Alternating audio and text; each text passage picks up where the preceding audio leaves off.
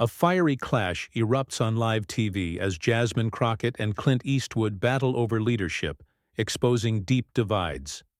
Shocking allegations and a stunning reveal ignite a viral storm. Who will prevail? The Dallas morning show set was buzzing, cameras rolling under bright studio lights. Congresswoman Jasmine Crockett sat poised, her eyes sharp, ready for the segment. Across from her was Clint Eastwood, the Hollywood legend, his weathered face set in a familiar squint. The host, Karen Daniels, flashed a practiced smile, but the air crackled with tension. This wasn't just a talk show slot. It was a collision of worlds, old versus new, tradition versus progress. The topic? Leadership in a divided America. But nobody expected it to spiral into a cultural firestorm. Karen leaned forward, her voice smooth but probing. "Mr. Eastwood, you've spoken about strength and sacrifice as the backbone of leadership. Do you think today's leaders are missing that grit?" Eastwood's gravelly voice cut through the room. "Look, leadership ain't about holding hands and singing songs. It's about making tough calls, standing tall when the world's screaming at you. Nowadays, folks mistake kindness for backbone. That's why we're in this mess." His words landed like a punch, and the audience murmured, some nodding, others shifting uncomfortably. Jasmine Crockett didn't flinch. Her lips curved into a tight smile, but her eyes burned. "With all due respect, Mr. Eastwood, compassion isn't weakness. It's the foundation of leadership. You can't lead people you don't understand, and you can't understand them if you're too busy preaching sacrifice over solutions." Her tone was measured, but the jab was clear. The crowd stirred, sensing the heat. Eastwood leaned back, his squint narrowing. "Compassion's fine, Congresswoman, but it don't win wars or build nations. You want to talk solutions? Start with people taking responsibility instead of whining for handouts." The audience gasped, some clapping, others whispering. His words were a dog whistle to his base, and Crockett's jaw tightened. She leaned forward, her voice steady but sharp. "Silence and toughness haven't served everyone, Mr. Eastwood. Marginalized communities have been told to shut up and take it for generations. That's not leadership, that's control. Real leaders listen, then act." Her words hit hard, and the room felt electric. Karen tried to steer the conversation, but the train was off the rails. Eastwood's face hardened. "You're young, Congresswoman. You think shouting makes you right? I've seen more of this world than you've got years. Leadership's about results, not feelings." The personal dig stung, and the audience leaned in, sensing blood in the water. Crockett's eyes flashed, but she kept her cool. "Age doesn't mean wisdom, sir. It can mean being stuck in the past. This country needs leaders who see the future, not ones clinging to a world that's gone." The crowd erupted, some cheering, others booing. Karen's smile faltered as she glanced at the producers, who were clearly loving the chaos. Then Eastwood went low. "You talk a big game, but let's be real. You're here because of optics, not merit. Affirmative actions carried more of your career than your resume." The accusation was a bombshell, crude and personal. The audience froze, and Karen's jaw dropped. It was a cheap shot, rooted in old tropes, and Eastwood knew it. Crockett's face didn't betray her fury, but her voice dripped with steel. "You want to go there? Fine. Let's talk about who's really hiding behind their image." She reached for a folder on the table, her movements deliberate. The audience held its breath. "I came prepared, Mr. Eastwood. You want to throw dirt?" "I've got evidence that'll make you regret it," Karen stammered, trying to regain control. Congresswoman, what are you implying?" But Crockett's eyes never left Eastwood's. His squint faltered just for a second, and the room felt like it was teetering on a knife's edge. What did she have? The cameras zoomed in, capturing every flicker of emotion. Social media was already exploding, clips of the exchange racking up views. This was no longer a debate. It was a reckoning. Crockett's hand rested on the folder, her voice low and dangerous. "You've built a career on being the tough guy, but I know what you've buried. You want to talk leadership? Let's talk about yours." The audience gasped, and Eastwood's face went stone cold. What was she about to reveal? The studio lights burned hotter as Jasmine Crockett's words hung in the air, sharp as a blade. Her hand rested on the folder, a silent threat, while Clint Eastwood's face stayed rigid, his eyes locked on hers. The audience was a sea of held breaths, phones already recording, Twitter ablaze with hashtags. Karen Daniels, the host, fumbled to regain control, her voice unsteady. "Congresswoman, that's a serious statement. Can you clarify what you're suggesting?" But Crockett didn't blink, her focus a laser on Eastwood. "Clarify?" Crockett's voice was calm, but it carried a weight that silenced the room. "I'm not here to play games, Karen. Mr. Eastwood wants to question my place at this table. So let's talk about who's been dodging accountability their whole life." She tapped the folder, the sound echoing like a gavel. Eastwood's jaw twitched, a crack in his stoic mask. The audience leaned forward, sensing a storm about to break. Eastwood's voice was low, gravelly, but there was an edge to it now. "You're bluffing, Congresswoman. You think a few papers scare me? I've faced tougher than you." His defiance was pure bravado, but it rallied his supporters in the crowd, who clapped, emboldened.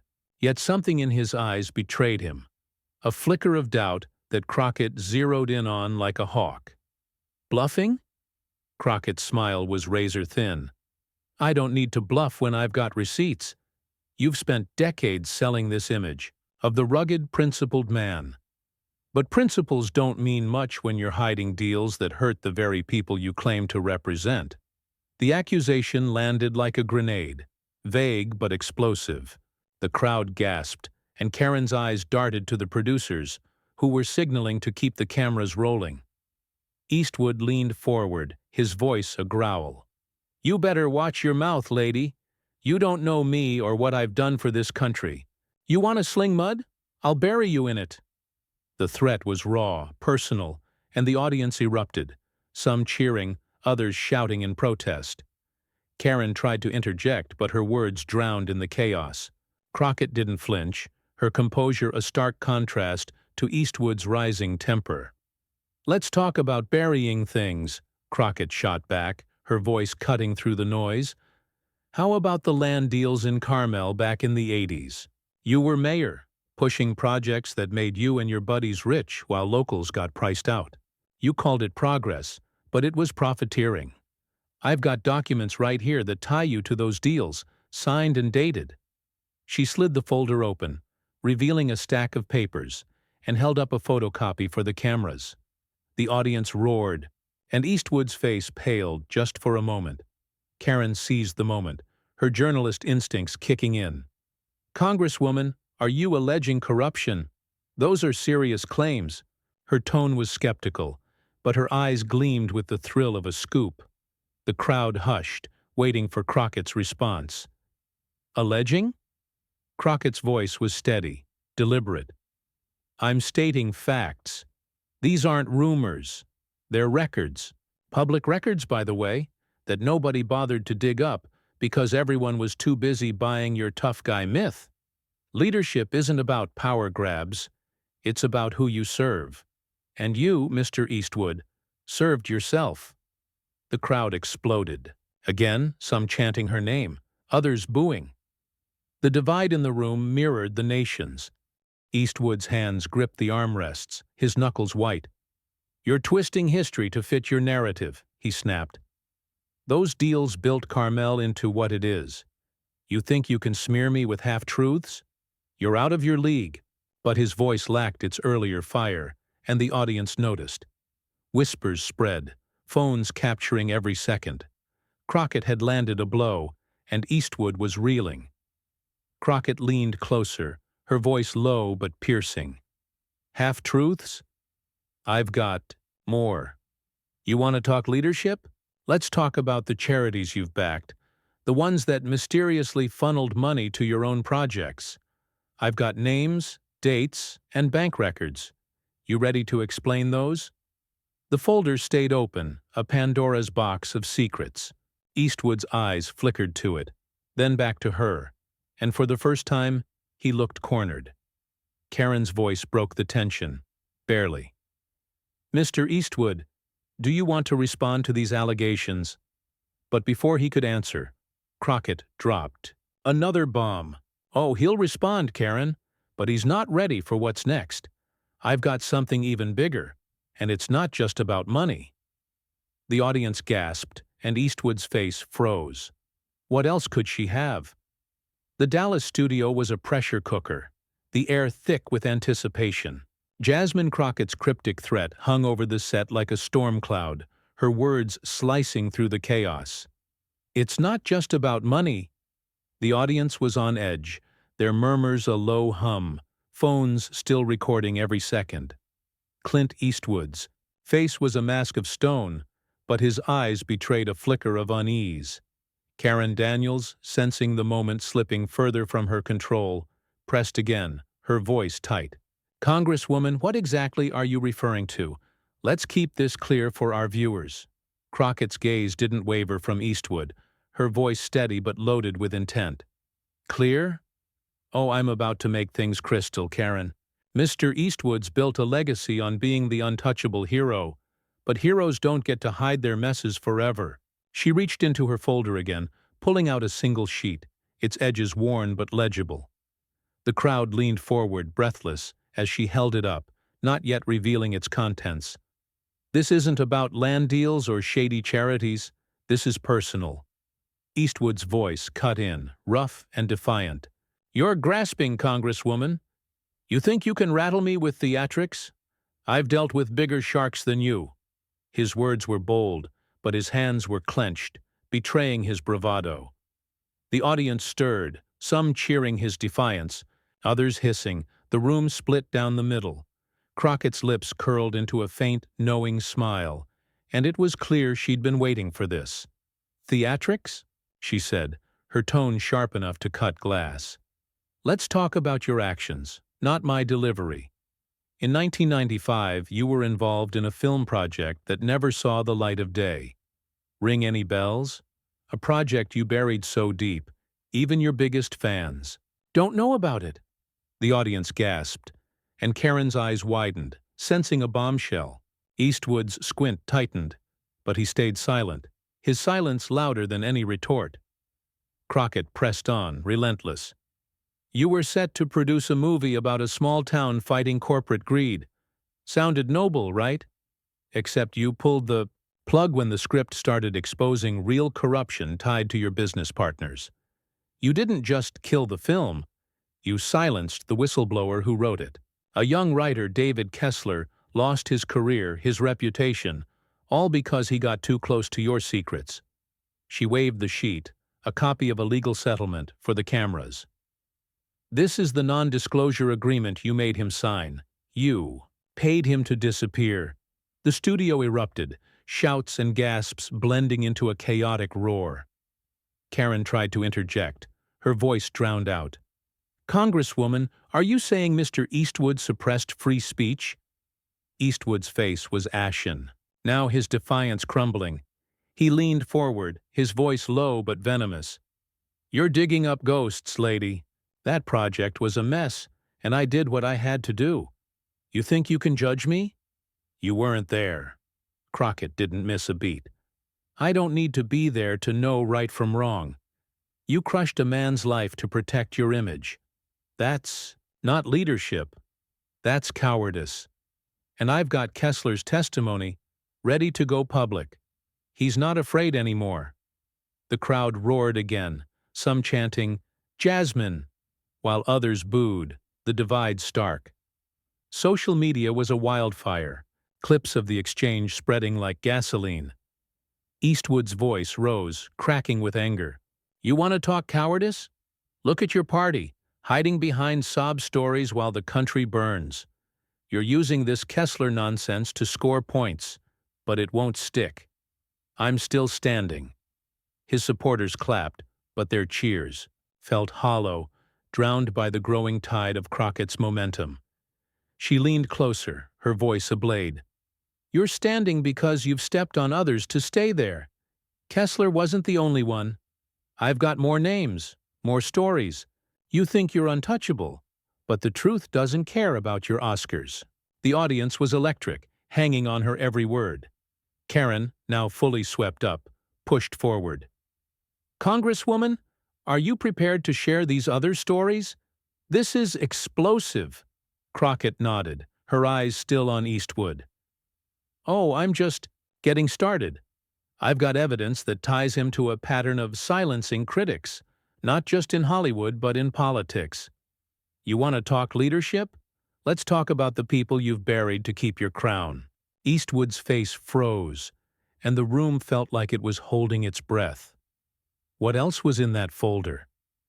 The Dallas studio was a battlefield, the tension so thick it could choke you. Jasmine Crockett's words echoed, her accusation of Clint Eastwood's pattern of silencing critics hanging like a guillotine. Her eyes bored into him, unyielding, as she clutched the folder that had already unleashed chaos. Eastwood's face was a mask of defiance, but the cracks were showing, his usual squint, now a shield against the storm. The audience was a powder keg, some whispering in shock, others shouting support or dissent. Karen Daniels, barely holding the reins, leaned in, her voice sharp with urgency. "Congresswoman, you're making bold claims. Can you back this up? With specifics?" Crockett's voice was ice-cold, deliberate. "Specifics? Karen, I've got a trail of broken lives that leads right to Mr. Eastwood's doorstep. He's not just a star. He's a machine that crushes anyone who challenges him."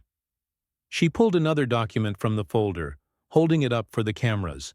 Its text too small to read, but its weight undeniable. "This is a letter from 2004, from a political activist named Maria Alvarez. She tried to expose shady campaign funding tied to Eastwood's allies. Guess what? She was blacklisted, her career tanked, and she got death threats.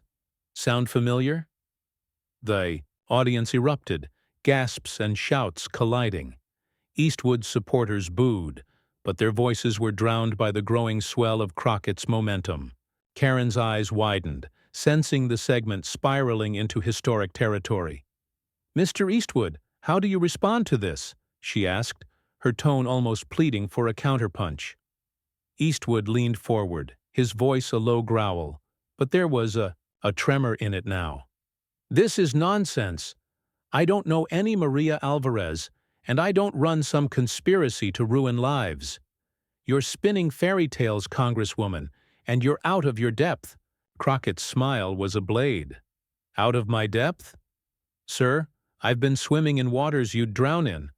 Alvarez wasn't alone. I've got emails, texts, and sworn statements from others, journalists, producers, even a former staffer of yours, who say you leaned on them to stay quiet. You didn't just silence critics. You built a system to keep your power untouched." She waved the document, and the crowd roared, some chanting her name, others hurling insults at Eastwood. The studio was a microcosm of a nation divided, and Twitter was exploding. The hashtag Crockett vs. Eastwood trending worldwide. Eastwood's face reddened, his composure fraying. "You're a liar," he spat, his voice rising. "You think you can drag my name through the mud with your stack of papers? I've given more to this country than you'll ever dream of. You're just a loudmouth with a grudge." The personal attack was desperate, and the audience felt it. Their reactions split between cheers and jeers. Crockett didn't flinch, her eyes blazing with controlled fury. "Loudmouth?" she shot back, her voice cutting through the noise. "I'm loud because I have to be. People like you have silenced folks like me for too long. But I'm not Maria Alvarez, or David Kessler, or any of the others you buried. I'm here, and I'm not backing down." She slapped the document on the table, the sound like a gunshot. "This letter from Alvarez? It names names, including yours, tied to a smear campaign that cost her everything. And I've got her on speed dial, ready to tell her story. Karen jumped in, her voice shaky but eager. Congresswoman, are you saying Mr. Eastwood directly orchestrated these actions? The question was a lifeline, but Crockett didn't need it. I'm saying he's at the center of a pattern, she replied, her tone unrelenting. He's not a victim of circumstance, he's the architect. And I've got more proof, bank transfers, private emails, that show how far he went to protect his empire. The crowd was a frenzy now, some standing, others filming, the energy chaotic and raw. Eastwood's hands shook slightly, his voice hoarse. You're destroying lives with this witch hunt. You think you're some hero? You're tearing down everything I've built. His words were meant to rally, but they sounded hollow, a man grasping at fading glory. Crockett leaned closer, her voice low but lethal. You tore down lives, Mr. Eastwood. I'm just shining a light on it. And there's one last piece of evidence that'll break this wide open. The audience froze, and Eastwood's eyes widened. What could be worse? The Dallas studio was a furnace, every eye locked on Jasmine Crockett as she held the room hostage, with her final threat. Her voice, low and lethal, had promised one last piece of evidence, and the weight of it seemed to crush the air itself. Clint Eastwood's hands trembled, his hoarse accusation of a witch hunt fading into the din of a restless audience. His eyes, wide with a mix of fury and fear, darted to the folder in Crockett's hand. The crowd was a live wire, some shouting her name, others hurling insults, the divide raw and unyielding. Karen Daniels, her composure barely intact, seized. The moment, her voice cutting through. Congresswoman, you've made explosive claims. What's this final evidence? Crockett's gaze never left Eastwood, her expression a blend of resolve and righteous anger. Final? It's the nail in the coffin, Karen. Mr. Eastwood spent a lifetime crafting a myth of honor, but myths crumble when the truth comes knocking. She opened the folder one last time, pulling out a thin USB drive, its black casing glinting under the studio lights. The audience gasped, phones raised, capturing every second. This, she said, holding it up, is a recording, a conversation from 2010 between Mr. Eastwood and a studio executive discussing how to bury a whistleblower who was about to expose his ties to a corrupt lobbying group. The studio exploded, shouts and cheers clashing with boos. Karen's jaw dropped, her journalistic instincts kicking in. A recording? Can you verify its authenticity? Eastwood's face was ashen, his voice a ragged snarl. This is a setup. You've got nothing but lies and cheap tricks. You think a USB scares me? But his bravado was hollow. His supporters, cheers weaker now, drowned by the growing tide of Crockett's revelations. The hashtag Crockett vs. Eastwood was a global firestorm, clips of the confrontation racking up millions of views. Crockett's voice rose, steady and commanding. Cheap? This recording's been verified by 2 independent sources, and it's crystal clear. You didn't just silence a whistleblower, Mr. Eastwood. You bragged about it. You said, and I quote, "Nobody crosses me and walks away clean." That's not a leader, that's a bully. She handed the USB to Karen, who took it like it was radioactive. The crowd roared, some chanting, "Play it," while others sat stunned, the weight of the moment sinking in. Eastwood lunged forward, his voice cracking. You're ruining me with fabrications. I've given my life to this country, and you're tearing it down for clout. His desperation was palpable, a legend unraveling on live TV. Crockett didn't flinch, her voice cutting like steel. You ruined yourself, sir. Every choice you made to silence, to intimidate, to profit over people, that's on you. I'm just the messenger, and the truth doesn't need clout. Karen, sensing the historic weight, pushed forward. We'll need to review this recording, but these are serious allegations. Mr. Eastwood, your response? Eastwood's eyes darted, his defiance crumbling. I don't know what she's got, but it's not what it seems. You're all buying her act." His words were a plea now, but the audience wasn't listening. The room belonged to Crockett. She stood, her presence towering despite her slight frame. "This isn't an act. It's accountability. You called me loud, said I didn't belong. But I'm here for every voice you tried to erase. David Kessler, Maria Alvarez, and countless others. Leadership isn't about power. It's about lifting others up, not tearing them down." The crowd erupted in applause, even some of Eastwood's supporters sitting silent, their faith shaken. Karen tried to wrap the segment, but Crockett wasn't done. "I'm releasing this recording to the public today," she declared, her voice ringing. "Let the world hear who you really are. And to anyone watching, don't let myths blind you. Demand better. We deserve it." The audience rose, cheers deafening, as Eastwood sat frozen. A titan toppled. The cameras lingered, capturing the moment that would define a generation shift. Social media crowned Crockett a hero, her words a rallying cry. Eastwood's legacy was scarred, his silence now his own undoing. The segment ended, but its echo reshaped the discourse, a triumph of truth over power.